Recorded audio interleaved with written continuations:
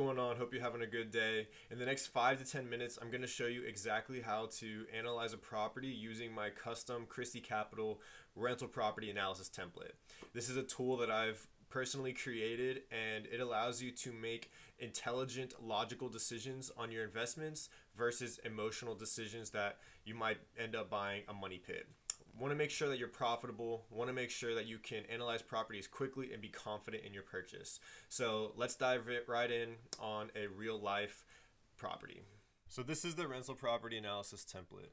I always start off by duplicating my template to begin with and renaming it the address of the property I'm working on. This way the original template never gets changed and you can edit the current template as you need. So I always enter the address and the city and the state, and you can pull that directly from the listing. So we go back and put that in here. Once I have the tab named correctly, I'm going to copy and paste it into the address box at the top. And don't forget to add the zip code. So this zip code is 28304. I'm going to come back, add that in, just so we can have the most accurate information. Then I always check and see if the listing has the square footage, but this one doesn't look like it has it at the moment. So it doesn't have the square footage, doesn't have the lot size. I'm going to put NA for now. And then I'm going to add 2 more units because this is a fourplex that we are analyzing. Then I want to see what are the breakdowns of the units. These are all 1 bedroom, 1 bath. So we're going to come in and change it from 2 bed, 1 bath on the template to 1 bed, 1 bath for this specific property. Next, we want to check the rental rates for the property.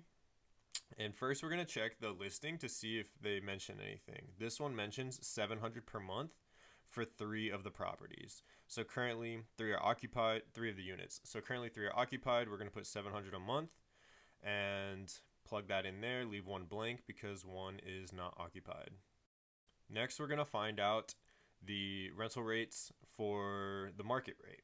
You always want to be conservative. So we're going to go on Zillow and do that. But first, we want to find out the general location of the property. To do the entire city or metro of where you're looking isn't always the best. So we want to find the neighborhood.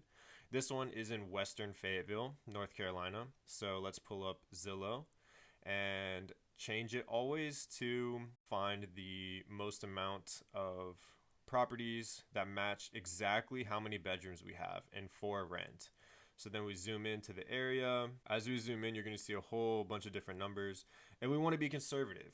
You see 870, 975, 1200, but 775 looks like it could kind of be the bottom of the market rates.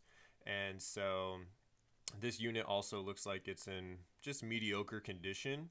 It could match ours. It could be a little worse, but we want to make sure that we're being conservative here just in case. Here's another one we'll double check at 795, and this one looks better. It looks pretty solid. So then let's go back to the analysis, and we're going to put in 750 again to be conservative.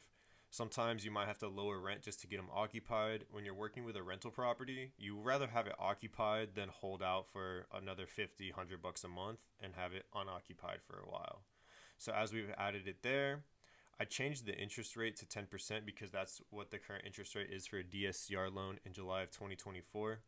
Then I also changed the sales price to $290 because that's what's being asked on the listing. Then we want to look at any additional expenses. This one has $37 a month per unit for the HOA. So I don't have an HOA tab on the analysis, but you can always change one of the expenses to the HOA or if there's another type of expense. So we add that there. 37 times 4 is 148. Now we have more accurate expenses. And I also noticed that this has flood insurance. That's $2,400 a year. My estimate for this property is fairly well at around $1,500 a month for total insurance, and we're going to add the $2,400. You'll get a more accurate homeowner's insurance value when you get quotes from an agent. Now I'm changing the sales price right here to play around with it and see, okay, where do we need to be on our maximum offer in order to be able to cash flow? But don't forget, also change the property taxes. Most of the time, you can pull those directly from the listing as well, as I just did. And now we can play around with the purchase price to see what our maximum offer is going to be.